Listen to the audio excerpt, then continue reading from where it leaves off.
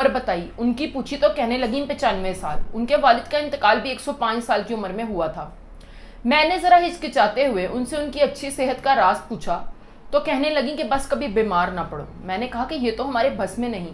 تو ہنستے ہوئے کہنے لگیں کہ بس میں ہے. میں نے کہا کہ آپ مجھے بتائیے، میں ضرور عمل کروں گی.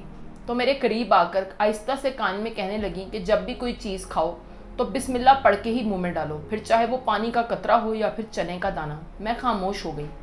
کہنے لگیں کہ اللہ نے کوئی بھی چیز بے مقصد یا بلا وجہ نہیں بنائی.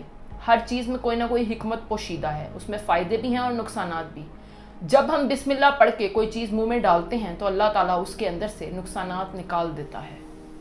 کہنے لگیں کہ ہمیشہ بسم اللہ پڑھ کے کھاؤ پیو اور کھانا کھانے کے دوران بھی دل میں اپنے رب کا شکر ادا کرتے رہو، اور جب کھانا کھا لو تو اس کے بعد بھی ہاتھ اٹھا کر اپنے خالق کا شکر ادا کرو. میری آنکھیں تر ہو چکی تھیں.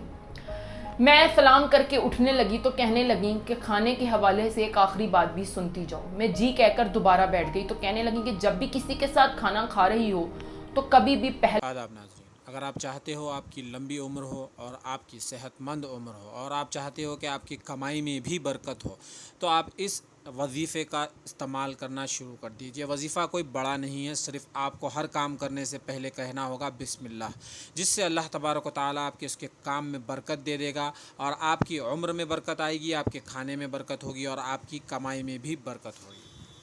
مت کرنا. پہلے اس شخص کی پلیٹ میں ڈالنا، جب وہ پہلا لقمہ منہ میں ڈال لے تو اس کے بعد ہی کھانا شروع کرنا. میری ہمت نہیں پڑ رہی تھی کہ ان سے اس کا بھی فائدہ پوچھوں، تو خود ہی کہنے لگیں کہ یہ تمہارے کھانے کا صدقہ ہو گیا، اور اللہ تعالیٰ بھی تم سے راضی ہو جائے گا کہ تم نے خود سے پہلے کسی دوسرے کا خیال رکھا. پھر کہنے لگیں کہ یاد رکھو، کھانا جسم کی اور بسم اللہ روح کی غذا ہے.